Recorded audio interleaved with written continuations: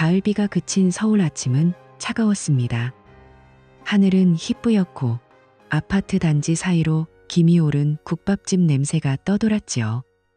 김태호는 단지 입구 편의점에서 블랙커피를 집어들었습니다. 뚜껑을 닫고 차에 올랐습니다. 자동차 유리에는 밤사이 빗방울 자국이 남아있었지요. 와이퍼가 한번 스치자 도시의 윤곽이 또렷해졌습니다. 태호는 형사였습니다.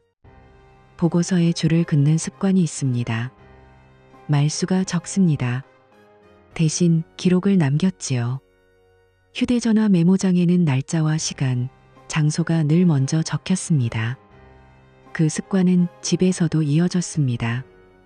냉장고 옆 메모지에는 오늘 장보기 목록과 쓰레기 배출 요일이 가지런히 적혀 있었지요.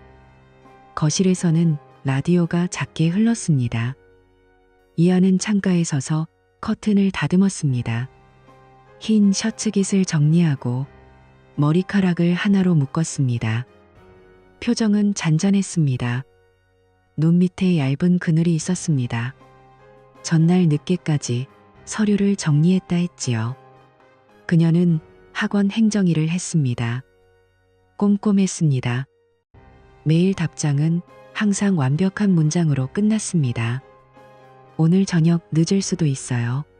이하가 말했습니다. 목소리는 낮았습니다. 알았어요. 조심해요. 태호가 커피를 한 모금 마셨습니다. 말끝이 짧았습니다. 대신 시선이 길었습니다. 그녀의 손등에 남은 작은 흉터를 보았습니다. 지난 여름 접시를 떨어뜨렸을 때 생겼다고 했지요. 그때도 그는 병원 가요라고 말했을 뿐이었습니다. 감정 표현은 절제되었지요. 다만 기억은 선명했습니다. 그들은 겉으로 안정적인 부부였습니다. 함께 운동을 했고 주말마다 산책을 했습니다. 사진 속 미소는 자연스러웠습니다. 그러나 그 사이에 빈칸이 있었습니다. 대화 사이사이 공기가 얇아졌지요. 서로에게 묻지 않는 질문들이 생겼습니다. 언제부터였는지는 알 수 없었습니다. 태호는 그 빈칸을 알아채고도 메모만 늘렸습니다. 오전부터 일은 바빴습니다. 태호는 관내 도로에서 발생한 접촉 사고 서류를 검토했습니다. 데이터는 명확했습니다. 도로는 젖어 있었고 브레이크 흔적은 짧았습니다. 하지만 진술은 엇갈렸습니다. 그는 늘 그래왔듯 가장 작은 어긋남을 찾았습니다. 날짜 표기 하나, 시간 오차 몇 분, 사소한 호칭의 변화를 줄로 그었습니다. 그 작업은 편안했습니다. 숫자는 배신하지 않지요. 점심 무렵 이하에게서 메시지가 왔습니다.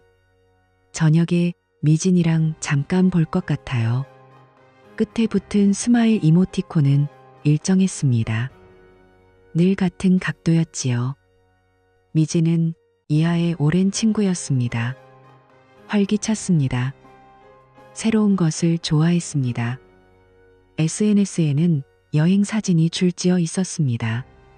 남편 박준서와 함께 찍은 사진도 자주 올렸습니다. 준서는 묘하게 말수가 적었습니다. 첫인사는 공손했지요. 그러나 눈빛이 오래 머무는 습관이 있었습니다. 퇴근길에 비가 다시 내렸습니다. 차창에 떨어지는 빗소리는 귓속을 비웠습니다. 태호는 와이퍼가 움직이는 속도에 맞춰 호흡을 맞췄습니다. 집에 도착했을 때 현관 앞 복도에 남의 택배가 쌓여 있었습니다. 라벨에 청송이라는 글자가 눈에 들어왔습니다. 사과 산지 광고였습니다. 그 단어가 별일 아닌 듯 스쳐 지나갔지요. 문을 열자 집안 공기는 약간 차가웠습니다. 창문이 반쯤 열려 있었습니다. 저녁은 간단했습니다. 김치볶음밥과 달걀 프라이, 미역국이었습니다. 이하가 숟가락을 놓고 물을 마셨습니다. 이번 주말에 바람 쐬러 가볼까 해요. 말끝에 조심스러움이 묻었습니다. 좋지요. 태호가 대답했습니다. 반사적인 대답이었습니다. 그는 이어서 물었습니다. 어디요? 강원도 쪽 펜션이래요. 준서가 아는 데가 있대요. 미진이도 가자고 했어요. 이하의 시선이 잠깐 흔들렸습니다. 곧바로 안정되었습니다. 같이? 태호가 물음을 짧게 던졌습니다. 응, 4명이요. 가볍게 쉬다 오자고 했어요. 이하가 웃었습니다. 무리하지 않은 미소였습니다. 식사가 끝나고 태호는 설거지를 했습니다. 거품이 싱크대 벽에 붙었습니다. 수압이 약간 약해졌습니다. 물소리 뒤로 거실에서 휴대전화 진동이 났습니다. 이하가 소파에 기대어 화면을 스크롤했습니다. 손가락이 빠르게 움직였습니다. 이모티콘 몇 개, 짧은 웃음, 그리고 바로 잠금 화면이 내려갔습니다. 움직임은 익숙했습니다. 자연스러웠지요. 그러나 그 자연스러움이 너무 매끈했습니다. 밤이 깊었습니다. 태호는 책상 앞에 앉아 서랍을 정리했습니다. 공책 표지를 넘겼습니다. 메모가 빼곡했습니다. 그는 펜으로 오늘 날짜를 적었습니다. 10월 1일, B. 저녁, 여행 제안, 그리고 작은 점을 찍었습니다. 점 하나가 조용히 남았습니다. 그 점은 설명을 요구하지 않았습니다. 다만 자리만 차지했지요. 당신 내일 일찍 나가요? 이하가 방에서 나왔습니다. 머리를 말리는 수건이 어깨에 얹혀 있었습니다. 네. 오전 회의 있어요. 태호가 답했습니다. 그럼 주말 일정 내가 잡아둘게요. 괜찮지요? 이하가 확인했습니다. 그래요. 편한 대로 해요. 태호는 미소를 지었습니다. 짧고 예의 바른 미소였습니다. 불을 끄고 누웠습니다. 천장 모서리에 가느다란 균열이 보였습니다. 얼마 전 페인트를 새로 칠했는데도 금이 다시 올라왔지요. 빗소리가 멈추고 엘리베이터 도착음이 멀리서 들렸습니다. 새벽 가까운 시각이었습니다. 잠들기 직전 태호의 휴대전화가 한번 진동했습니다. 메시지 미리 보기에는 이름이 2개 붙어 있었습니다. 최미진, 박준서. 단체 대화방이었습니다. 알림 미리 보기에는 짧은 문장이 보였습니다. 청송 쪽이 더 조용하대요. 문장 뒤에 파란 하트가 깜빡였지요. 다음 날 아침 하늘은 맑았습니다. 어제의 비는 흔적만 남겼습니다. 인도의 노란 은행잎이 넓게 깔렸습니다. 태호는 출근길 지하철에서 창밖을 보았습니다. 터널 불빛이 규칙적으로 스쳤습니다. 그는 휴대전화 알림을 끄고 메모장만 열었습니다. 청송. 단어 하나를 적었습니다. 그리고 아무 말도 덧붙이지 않았습니다. 설명 대신 빈칸을 만들어 두었습니다. 빈칸은 나중에 채워질 것이라 믿었습니다. 늘 그랬듯 증거가 순서를 정해줄 것이라 생각했지요. 사무실에 도착하자 동료가 농담을 던졌습니다. 형, 주말에 등산 가요? 아니요. 쉬어요. 태호가 짧게 대답했습니다. 좋지요? 쉬는 게 최고지요. 동료가 웃었습니다. 그 웃음이 멀어질 때 태호는 문득 어젯밤 천장 균열을 떠올렸습니다. 눈에 보이지 않을 때 더 잘하는 금이 있지요. 레이더에 걸리지 않는 미세한 잡음이 경보를 바꾸듯 일상의 표면 아래에서 무엇인가 방향을 틀고 있었습니다. 오늘도 기록은 차곡차곡 쌓일 것입니다. 그러나 어떤 기록은 쓰는 순간 이미 지워질 자리를 알고 있지요. 그는 그 생각을 접고 업무 폴더를 열었습니다. 동시에 주머니에서 진동이 났습니다. 새로운 일정 공유 알림이었습니다. 제목은 단순했습니다. 주말 청송. 시간은 정확했습니다. 사람들의 이름은 반듯했습니다. 빈칸은 여전히 남아 있었지요. 그리고 그 빈칸이 이상하게도 더 크게 보였습니다. 가을 햇살이 낮게 걸렸습니다. 빛은 맑았지만 공기는 얇았습니다. 창틀에 손을 올리니 싸늘했지요. 김태호는 새벽부터 깨어 있었습니다. 주방의 스테인리스 싱크가 희미하게 반사되었습니다. 전날 밤 저장된 일정 알림이 여전히 화면 위에 떠 있었습니다. 주말 청송. 문자 3개가 과하게 단단했습니다. 그는 프렌치 프레스를 눌렀습니다. 천천히. 김이 올랐습니다. 집은 조용했습니다. 이하가 방에서 나왔습니다. 머리끈을 당겨 묶고 눈두덩을 손가락으로 눌렀지요. 피곤한 표정은 아니었습니다. 평소에 정돈된 얼굴이었습니다. 어제 늦게 잤어요? 태호가 물었습니다. 조금요. 예약 사이트가 느렸어요. 이하는 컵을 들었습니다. 미진이랑 숙소 고르느라 시간이 갔어요. 그래요. 잘 골랐어요? 태호는 웃으려 했습니다. 쉽지 않았습니다. 응. 조용한 곳이래요. 사과 과수원 근처. 그녀가 덧붙였습니다. 당신, 그날은 그냥 쉬어요. 아무것도 하지 말고요. 그 말은 친절했습니다. 동시에 선을 그었습니다. 그는 알겠다고 고개를 끄덕였습니다. 대화는 더 흐르지 않았습니다. 커피 향만 길게 남았습니다. 출근길, 엘리베이터 거울에 비친 얼굴이 낯설었습니다. 그는 재킷 안쪽 주머니를 만졌습니다. 작은 수첩이 들어 있었습니다. 일장 끝에 빈칸이 그곳에 붙어 있었습니다.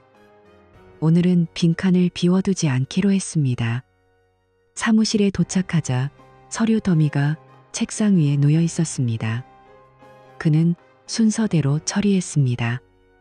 사고 보고서, 통화 기록, CCTV 요청서. 손이 익숙하게 움직였습니다. 점심 무렵이 되자 그는 개인 휴대전화로 조용히 넘어갔습니다. 포털의 항공 숙박, 결제 내역 조회 화면을 켰습니다. 본인 카드, 배우자 카드. 명세서의 행이 차례로 뜨고 가맹점 청송이 한 번 지나갔습니다. 날짜는 어제 밤 11시 48분. 결제자명은 최미진. 동승자 표기는 없었습니다. 하지만 비고란에 박추천이 보였습니다. 전화번호 뒷자리가 익숙했습니다. 준서의 번호와 끝 2자리가 같았지요. 그는 메모장에 숫자만 적었습니다. 시스벳, 치스치. 오후 회의가 길어졌습니다. 그런데도 귀는 바깥 소리를 골랐습니다. 창문에 부딪히는 바람 소리, 복도의 발자국. 그는 누군가의 리듬을 떠올렸습니다. 준서의 느린 걸음. 무심한 속도. 그 속도가 목적의 속도와 다르지 않다는 것을 그는 알고 있었습니다. 퇴근 후 그는 곧장 집으로 가지 않았습니다. 반포대교 및 주차장에 차를 세웠습니다. 강물은 탁했고 가로등은 길게 늘어졌습니다. 그는 휴대전화에서 위치 공유 기록을 열었습니다. 부부가 몇 달 전 서로의 안전을 이유로 켜두었던 기능이었지요. 최근 일주일의 동선이 지도 위에 찍혔습니다. 이하는 학원, 집, 마트, 그리고 이름 없는 점 하나. 점은 서울숲 근처 카페였습니다. 같은 좌표가 3일 연속 찍혀 있었습니다. 시간은 오후 8시 10분에서 9시 30분 사이. 같은 시간대 준서의 SNS에 올린 스토리의 배경음이 그 카페의 플레이리스트와 같다는 것을 그는 예전에 들은 적이 있었습니다. 사소한 공명은 우연일 수도 있지요. 그러나 우연이 반복되면 정의가 바뀝니다. 그는 화면을 캡처했습니다. 집에 도착했을 때 거실에 조용한 음악이 흘렀습니다. 이하가 요가 매트를 펴고 스트레칭을 하고 있었습니다. 숨이 일정했습니다. 땀은 적었습니다. 그는 모서리에 걸터 앉았습니다. 카페 자주 가요? 태호가 아무렇지 않게 말했습니다. 응? 아, 거기? 행정일 정리하려면 조용해서요. 그녀가 고개를 돌리지 않고 대답했습니다. 그래요? 오늘도요? 오늘은 아니요. 짧은 망설임이 지나갔습니다. 그는 그 망설임의 길이를 기록했습니다. 저녁 식사가 끝난 뒤 태호는 설거지에 시간을 조금 더 썼습니다. 접시를 하나씩 말리고 물기를 유리컵에 남겨두었습니다. 거실에서 이하의 전화 진동이 2번 울렸습니다. 그는 다가가지 않았습니다. 대신 서재문을 닫고 노트북을 열었습니다. 계정에 접속하고 과거 사건에서 배운 절차를 개인으로 축소했습니다. 합법의 경계를 넘지 않는 선, 공개 열람과 본인 열람 요청, 필요한 범위의 메타데이터. 첫째, 카페 근처에 공영주차장 출입 로그, 번호판 인식 사진, 날짜를 입력했습니다. 둘째, 숙박 예약 사이트의 알림 메일 헤더 기록, 발신지 IP 중개 서버. 셋째, 택시 영수증 자동 저장. 이하의 카드와 연결된 앱에 로그인 기록이 있었습니다. 그는 공동명의 확인 절차를 거쳤습니다.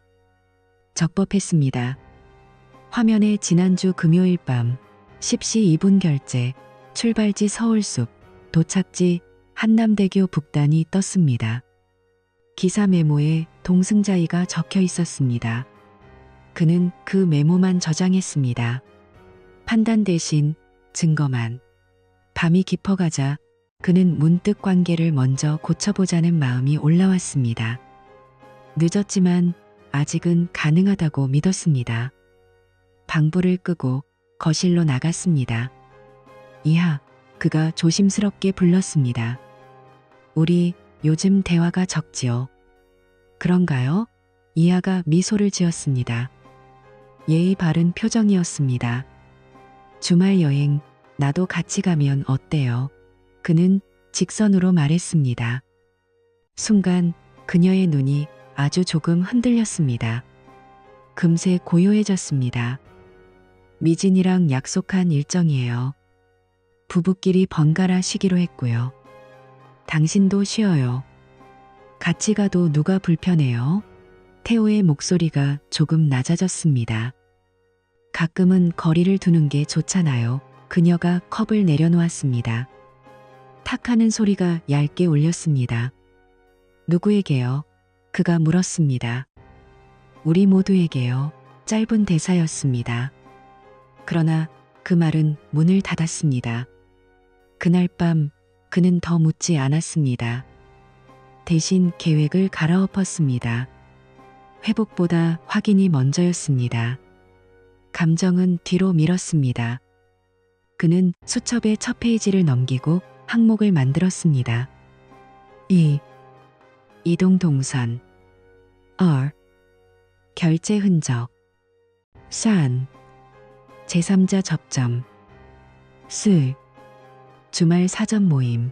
네 줄이 가지런했습니다. 다음 날 그는 연차를 반나절 썼습니다. 오전엔 관할 경찰서 민원실에 들렀습니다. 공적으로 접근 가능한 CCTV 열람 신청을 개인 사유로 전환하는 법적 범위를 확인했습니다.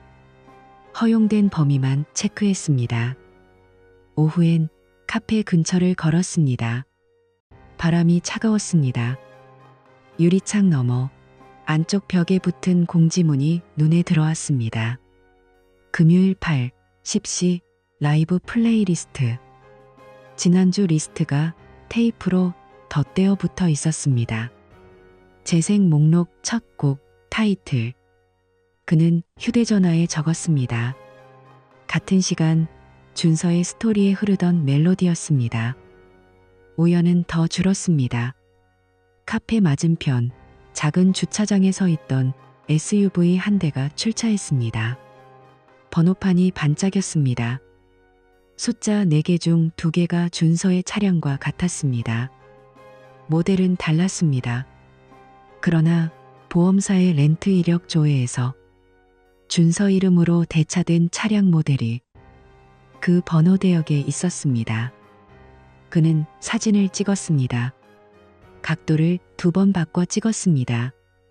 그림자 길이가 다르게 남았습니다. 시간은 오후 8시 6분. 저녁 그는 일부러 일찍 귀가했습니다. 현관 센서 등이 켜졌습니다. 집안은 정리되어 있었습니다. 식탁 위에 작은 종이봉투가 있었지요. 사과 2알. 붉었습니다. 스티커에는 청송이 적혀 있었습니다. 손글씨 메모가 붙어 있었습니다. 미진이 줬어요. 둥근 웃음표가 선명했습니다. 미진, 오늘 만났어요? 태호가 물었습니다. 응. 잠깐. 이하가 대답했습니다. 옷 픽업이 있어서요. 준서는요? 태호가 곧장이어 물었습니다.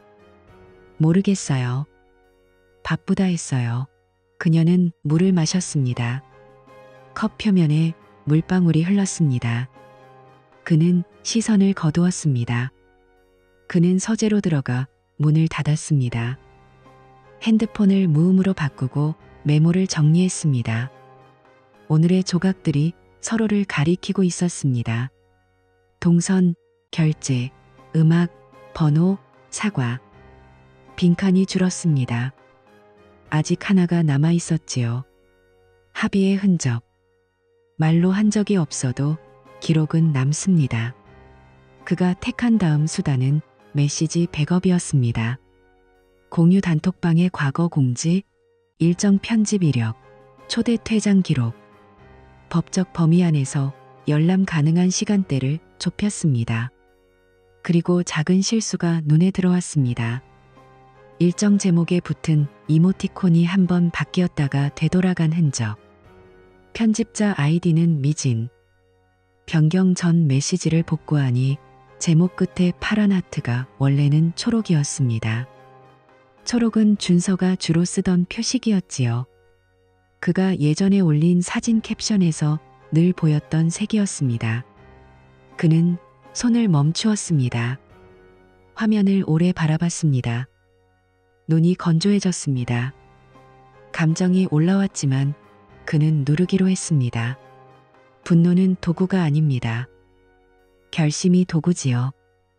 그는 수첩의 마지막 줄에 적었습니다. 우.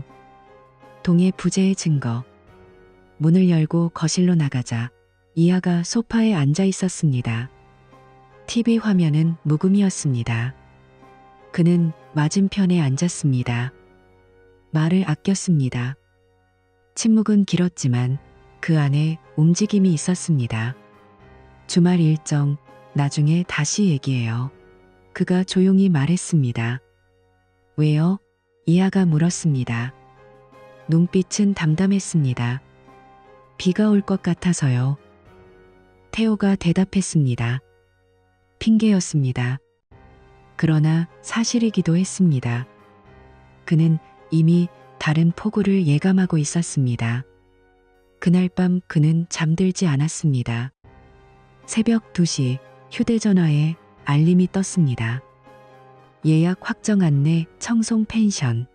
수신 메일의 헤더를 열었습니다. 발신 서버와 중개 서버 사이에 개인 도메인이 끼어 있었습니다. 관리자의 이름이 노출되었습니다. 종 WSAT 우성. 미진의 연인. 예약 취소 변경 권한을 가진 계정이었습니다. 권한 부여 시간은 어제 오후 9시 12분. 장소는 카페 근처 IP. 조각이 맞았습니다. 그는 의자를 뒤로 밀었습니다. 등바디에 등을 붙이고 천천히 숨을 들이마셨습니다. 손끝이 차가웠습니다. 그러나 머리는 고요했습니다. 이제 명확했습니다. 이 일은 단순한 일탈이 아니었습니다. 합의 없는 계획이었고 은폐의 절차였습니다. 그리고 그 계획이 향하는 곳이 그의 집이 아니라 누군가의 욕망이 만든 방이라는 사실이 분명해졌습니다. 아침이 밝았습니다. 창밖 하늘이 희었습니다. 그는 수첩 마지막 페이지를 찢어 네 줄의 목록과 헤더 스크린샷을 겹쳐 집어넣었습니다. 봉투에 넣고 봉투를 서랍 깊숙이 밀었습니다. 마음은 이미 결정을 내렸습니다. 관계 회복은 실패했습니다. 다음은 절차와 기록, 그리고 책임입니다. 그는 거울 앞에 서서 타일을 메었습니다. 매듭을 한 번에 만들었습니다. 표정은 차분했습니다. 마지막으로 휴대전화를 들어 단 한 줄을 썼습니다. 주말, 동행. 대상은 변호사 지인. 시간은 오전. 장소는 중립. 그리고 자신에게 보냈습니다. 메모 앱에 최상단의 세 점이 찍혔습니다. 점은 더 이상 빈칸이 아니었습니다. 그는 조용히 중얼거렸습니다. 끝까지 갑니다. 목소리는 낮았습니다. 그러나 흔들리지 않았습니다. 이제 분노는 목표를 얻었습니다. 복수는 감정이 아니라 계획이 되었습니다. 그리고 계획은 이미 시작되었지요. 서울 가정법원 조정실은 차가웠습니다. 형광등이 무표정하게 떴지요. 긴 테이블 양끝에 사람들이 앉았습니다. 김태호와 변호사 한서진이 왼편, 맞은편에는 이하, 최미진, 박준서, 그리고 우성 측 대리인이 앉았습니다. 종이에 마찰음만 들렸습니다. 시계 초침이 또박또박 걸었습니다. 태호 앞에는 얇은 바인더가 놓여 있었습니다. 탭은 5개, A부터 E까지. 표지는 단순했습니다. 동의 부재. 글자 사이가 넓었지요. 한서진이 첫 장을 열었습니다. 어원. 위치 기록 요약입니다. 그의 목소리는 낮았습니다. 피신청인 이하의 지난 2주 동선. 동일 좌표 반복. 금요일 20, 10, 21, 30. 서울숲 인근 카페. 대리인이 고개를 갸웃했습니다. 단골일 수도 있지요. 그렇지요. 한서진이 고개를 끄덕였습니다. A, 이를 보시지요. 같은 시간 피신청인 박준서 SNS 스토리. 카페 플레이리스트와 동일한 공목. 카페 공지와 대조했습니다. 운영자 확인서 첨부. 종이가 넘겨졌습니다. 잉크 냄새가 옅게 났습니다. 태호는 말하지 않았습니다. 펜을 손에 쥐고 있을 뿐이었지요. 엄지손가락에 힘줄이 얇게 솟았습니다. B1. 택시, 영수증 자동 저장. 카드 명의는 이하. 금요일 22, 2. 출발지 서울숲, 도착지 한남대교 북단. 기사 메모 동승자의. 변호사가 짧게 덧붙였습니다. 기사 진술 확보 예정. 준서가 몸을 앞으로 당겼습니다. 그날 우연이면 좋았겠지요. 태호가 처음 입을 열었습니다. 어조는 평평했습니다. 그러나 반복은 우연을 지우지요. 침묵이 흘렀습니다. 우성 측 대리인이 서류를 넘기다 손을 멈췄습니다. 그는 C탭을 보고 있었습니다. C1. 숙박 예약 헤더 원문. 발신 서버 중개 개인 도메인 순입니다. 중개 도메인은 정우성 명예. 관리 권한 부여. 시각 21, 12. 위치는 카페 근처 IP. 한서진이 페이지를 톡톡 쳤습니다. 권한 부여 이력은 운영사 공증 첨부. 이하가 입술을 깨물었습니다. 말이 나오지 않았지요. 미지는 팔짱을 꼬았습니다. 손가락 끝이 떨렸습니다. D1. 단체 일정 편집 이력. 제목 이모티콘 변경 흔적. 편집자 아이디 최미진. 동일 시각, 동일 네트워크 대역. 변호사가 페이지를 넘겼습니다. 초록 하트는 박준서가 평소 쓰는 표식. 과거 게시물 다수 대조했습니다. 그게 무슨 증거가 되어 미진이 낮게 쏘아붙였습니다.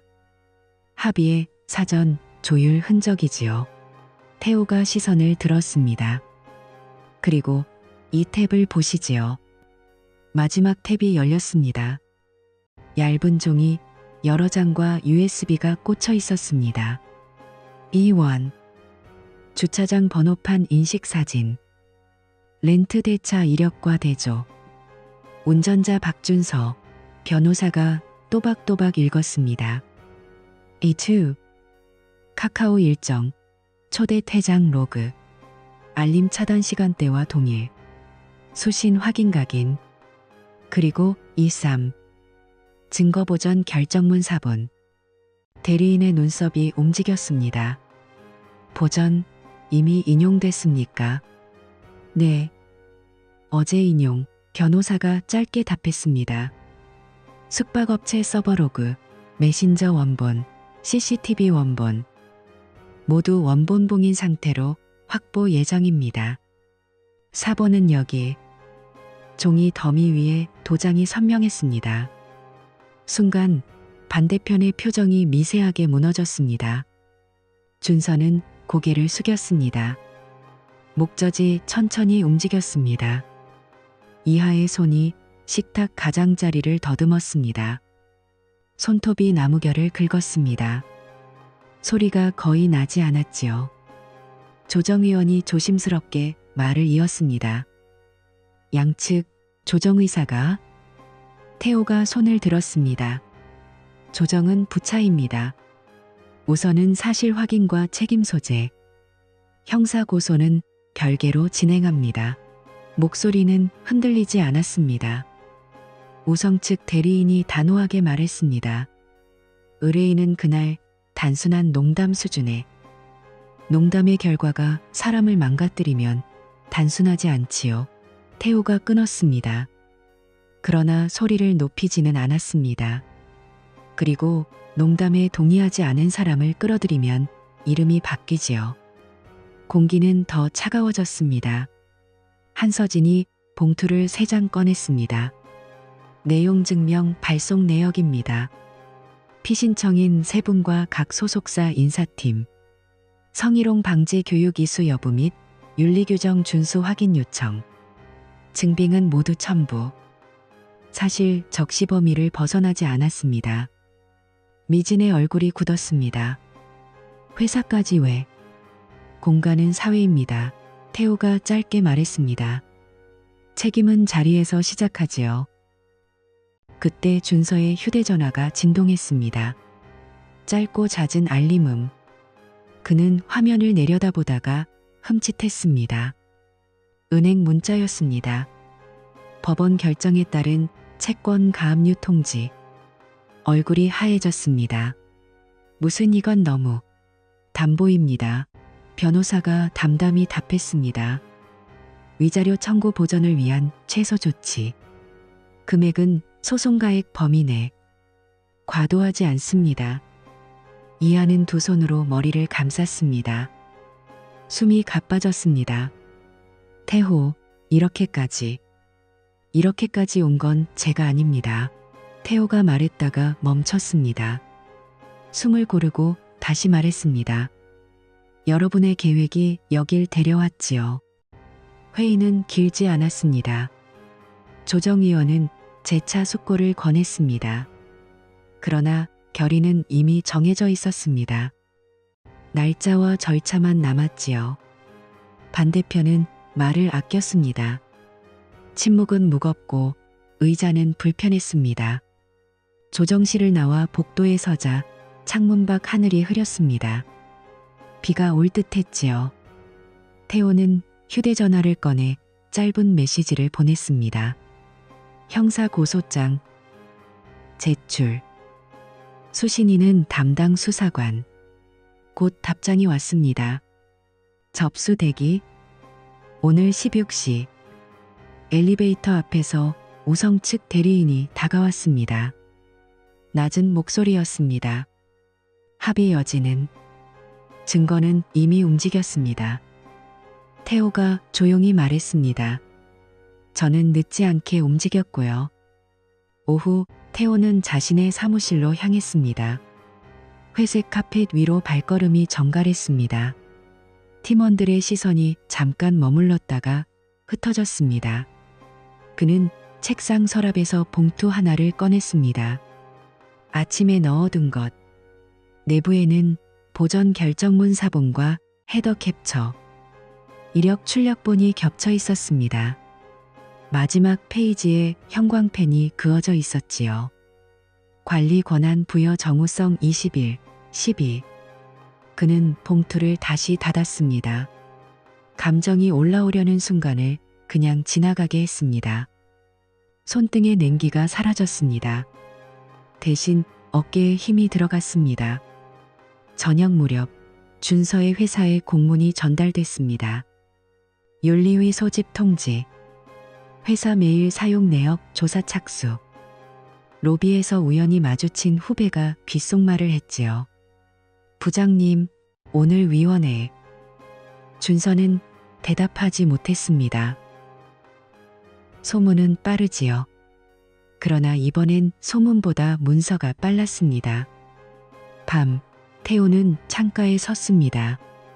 도시는 어두웠습니다. 창문에 비친 얼굴이 낯설지 않았습니다. 더 이상 흔들리지 않았지요. 휴대전화에 새 알림이 떴습니다. 서버 원본 봉인 완료 보관번호 부여. 문장을 읽고 화면을 껐습니다. 그는 자신에게만 들릴 만큼 낮게 말했습니다. 다음은 진술. 공기의 결이 바뀌었습니다. 계획은 더 촘촘해졌습니다. 상대는 빠져나올 틈이 없었습니다. 복도 끝 조명이 꺼졌다 켜졌습니다. 어디선가 비 내리는 소리가 났습니다. 이제 이야기는 되돌릴 수 없게 궤도에 올랐습니다. 반대편은 체면을 잃었고 관계는 균열로 가득했습니다. 그리고 결정적 타격은 아직 남아 있었습니다. 법정의 마이크, 원본의 봉인, 그리고 그날 밤의 부재한 동의가 마지막 문장을 써줄 것입니다. 독자는 알겠지요. 다음 장면에서 누군가는 완전히 무너질 것입니다. 가을의 끝이 다가왔습니다. 서울의 하늘은 흐리고 바람은 건조했습니다. 거리는 붉은 잎으로 덮였고 사람들의 걸음은 짧아졌습니다. 김태호는 여전히 같은 시간에 출근하고 같은 자리에서 커피를 내렸습니다. 표정은 변함없었지만 시선은 달라졌습니다. 그는 관찰자가 되었지요. 이제 복수는 진행 중이었습니다. 조용하고 정확하게. 이하의 회사 게시판에는 익명의 제보가 올라왔습니다. 윤리규정 위반에 대한 의혹이 있습니다. 내부 관계자들의 사적 여행 및 음주 모임에서의 부적절한 행위. 회사는 곧바로 조사에 착수했습니다. 인사팀의 불러냄은 차가웠습니다. 이하 씨, 해당 시기 출장 기록과 개인 일정이 겹칩니다. 해명하시죠. 이하는 손끝을 꼬았습니다. 개인적인 여행이었습니다. 그렇다면 동행자 명단을 제출해 주시죠. 그녀의 목소리가 점점 작아졌습니다. 기억이 정확하지 않습니다. 회의실을 나서던 그녀의 발소리는 비틀렸습니다. 회사 로비의 시선들이 무겁게 따라왔습니다. 며칠 후 인사공지에 짧은 문장이 붙었습니다. 인사이동, 이하 과장, 무기한 휴직. 박준서는 더 빠르게 무너졌습니다. 그의 회사 이메일은 정지되었습니다. 윤리위원회 결과 품위 손상 행위로 인한 직무 정지 통보. 언론은 소셜미디어를 뒤졌습니다. 여행사진, 숙박 기록, 태그된 위치, 업무상 비밀 누설 및 부적절한 사적 관계 의혹. 짧은 기사 제목들이 포털을 돌았습니다. 그는 기자에게 전화를 걸었습니다. 그건 오해하여. 그냥 지인끼리. 지인이라면 왜 회사 계정으로 결제했습니까? 기자의 목소리는 냉정했습니다. 그는 대답하지 못했습니다. 대신 화면을 꺼버렸지요. 밤에 그는 미진에게 전화를 걸었습니다. 이거 누가 이렇게 만든 거야? 나도 몰라. 그냥 버텨봐. 버티면 돼. 다 끝났는데? 목소리가 흔들렸습니다. 미진은 대답하지 않았습니다. 최미진은 친구들을 잃었습니다. 단체 대화방이 조용했습니다. 읽음 표시만 남았지요. 그녀가 보낸 마지막 메시지. 다들 왜 이래? 10시간이 지나도 아무도 답하지 않았습니다.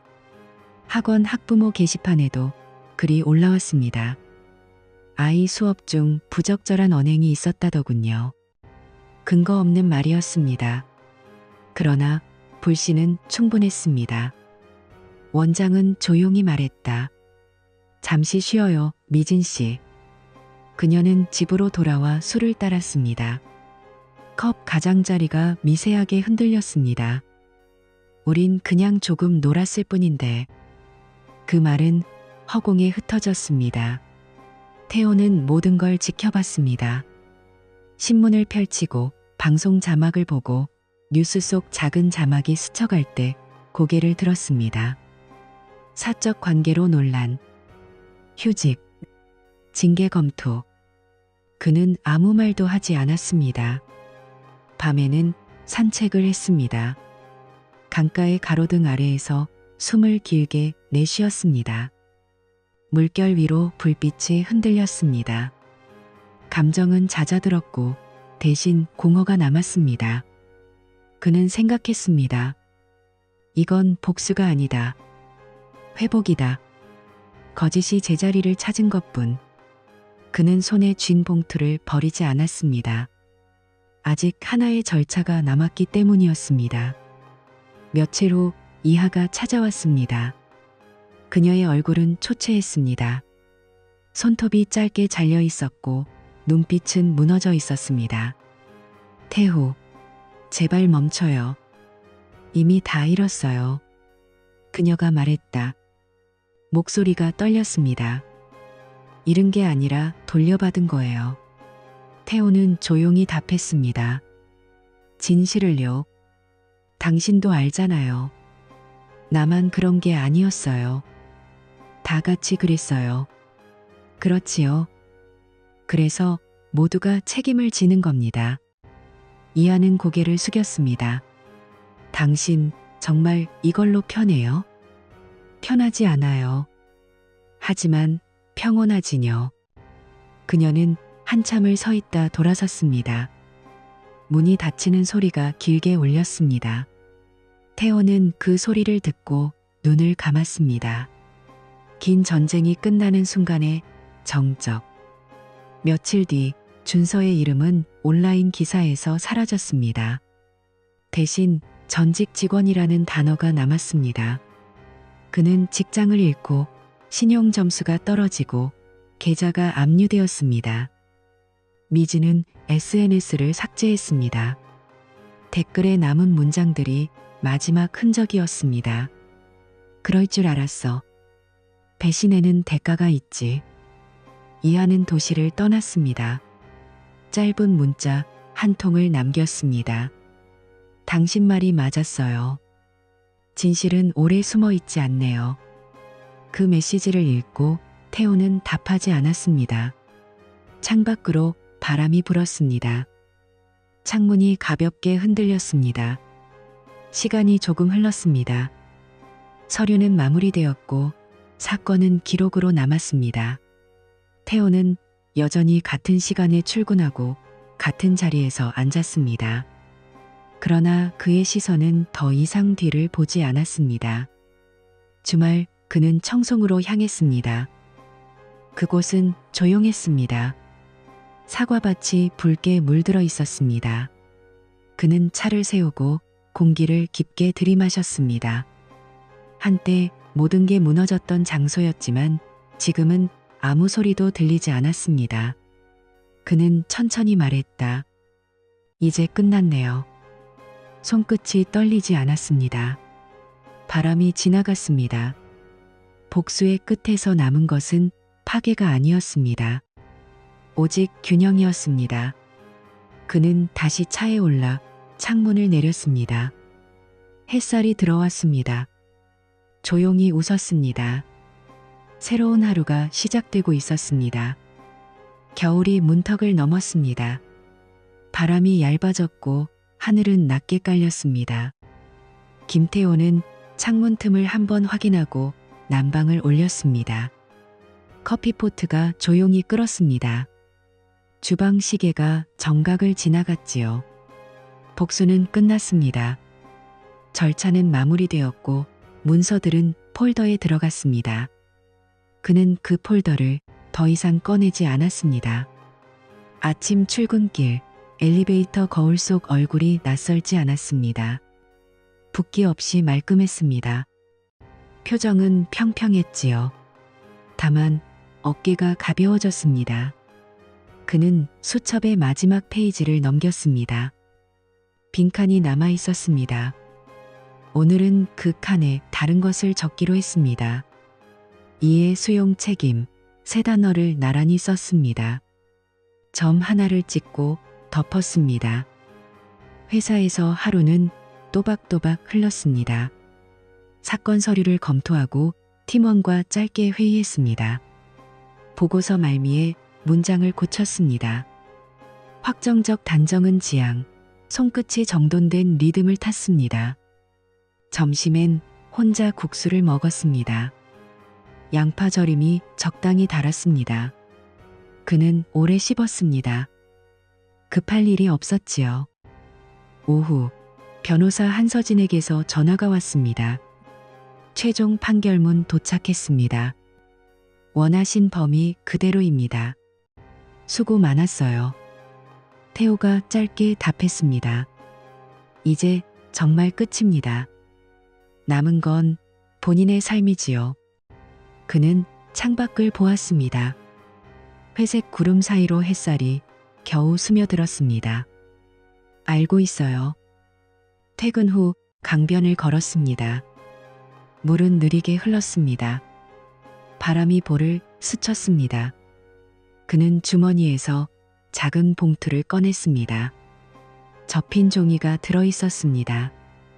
미리 적어둔 편지였습니다. 받는 이는 이하였습니다. 그는 우체통 앞에서 잠시 멈췄습니다. 내용을 다시 떠올렸지요. 내가 보려던 건 처벌이 아니라 경계였다. 서로가 어디까지 내려갈 수 있는지 확인한 자리였다. 각자 책임을 지자. 건강하라. 그는 봉투를 우체통에 넣고 뚜껑을 닫았습니다. 소리가 짧게 울렸습니다. 며칠 뒤 답장이 왔습니다. 얇은 종이였습니다. 글씨가 조금 흔들렸지요. 미안합니다. 변명은 하지 않겠습니다. 내가 한 일의 무게를 알겠습니다. 내 몫을 감당하겠습니다. 행복하라는 말은 쉽게 쓰지 않겠습니다. 다만 당신이 무너졌을까 걱정했습니다. 그는 편지를 천천히 접어 서랍에 넣었습니다. 잠금 장치는 돌리지 않았습니다. 더 이상 숨길 일이 없었기 때문이었습니다. 박준서는 도시를 떠났습니다. 공항에서 지인이 그를 봤다는 말이 돌았습니다. 그는 메시지를 보내오지 않았습니다. 미지는 학원 일을 그만두고 작은 카페에서 아르바이트를 시작했습니다. 그녀의 SNS는 닫혀 있었습니다. 소문은 오래가지 않았습니다. 대신 기록이 남았습니다. 위원회 통지, 징계 문구, 합의서의 문장. 시간은 결국 감정을 낮추고 결과만 남겼습니다. 주말, 태호는 혼자 청송에 갔습니다. 늦가을의 사과밭은 잎을 반쯤 떨궜습니다. 펜션 길목을 멀찍이 지나쳤습니다. 멈추지 않았습니다. 대신 빈 과수원 옆에 차를 세우고 내려섰습니다. 바람이 사과 상자 사이를 지나가며 낮은 소리를 냈습니다. 그는 깊게 숨을 들이마셨습니다. 냄새는 차갑고 달았습니다. 과거가 올라왔다가 곧 가라앉았습니다. 여기까지죠. 그가 낮게 말했습니다. 그 말은 누구에게도 닿지 않았지만 충분했습니다. 그는 휴대전화 사진첩을 열어 오래된 사진 몇 장을 지웠습니다. 웃고 있는 얼굴, 흔들린 조명, 테이블 구석의 빈잔. 삭제 확인창이 떴습니다. 얘를 눌렀습니다. 화면은 고요해졌습니다. 지워진 것은 기록이었고 남은 것은 기억이었습니다. 기억은 가끔 아프겠지요. 그러나 그는 이제 그 아픔을 두려워하지 않았습니다. 서울로 돌아온 밤, 그는 창문을 닫고 주전자에 물을 올렸습니다. 차를 우렸습니다. 잔에 김이 났습니다. 거실 불을 낮추고 앉았습니다. 테이블 위엔 작은 봉투 하나가 또 놓여 있었습니다. 경찰서 동료가 보낸 카드였습니다. 버틸 때 옆에 있었어야 했는데 미안. 짧은 문장. 그는 웃었습니다. 괜찮아요. 혼잣말이었지요. 그러나 진심이었습니다. 며칠 뒤 팀 회의에서 후배가 물었습니다. 선배님, 사람 일 어디까지 믿어야 할까요? 태호는 잠시 생각했습니다. 사람을 믿기보다 책임을 믿어요. 그가 말했습니다. 우리가 하는 말, 우리가 남기는 기록, 우리가 선택하는 결과. 그 책임이 우리를 지켜요. 회의가 끝난 뒤 그는 오래 미뤄둔 일을 시작했습니다. 야간 교통사고, 유가족 상담 지원 매뉴얼 개정. 언어를 줄이고 절차를 늘렸습니다. 설명 대신 손을 잡는 문장을 넣었습니다. 당신 잘못이 아닙니다. 함께 하겠습니다. 문장은 건조했지만 온도가 있었습니다. 그는 그 온도를 믿었습니다. 밤, 빗방울이 잠깐 떨어졌습니다. 발코니 난간이 젖었습니다. 그는 소파에 기대어 편지를 한 장 더 썼습니다. 이번엔 자신에게. 분노가 떠난 자리에는 빈틈이 생긴다. 그 빈틈을 아무 것으로도 채우지 말 것. 그곳을 통과하는 바람이 삶을 식히고 다시 데운다. 잘 먹고 잘 자고 기록하라. 종이를 접어 책 사이에 끼웠습니다. 책은 형사 절차론이었지만 표지는 다른 소설처럼 부드러웠습니다. 전화가 울렸습니다. 미진이었습니다. 그는 잠시 망설였지만 받았습니다. 숨소리가 먼저 들렸습니다. 미안해요. 그녀가 말했습니다. 살아보려고요. 살아요. 태호가 대답했습니다. 그러면 됩니다. 우린 용서받을 수 있을까요? 그건 내가 줄 수 있는 게 아니에요. 그의 목소리는 낮고 단단했습니다. 본인이 자기 삶에서 갚는 겁니다.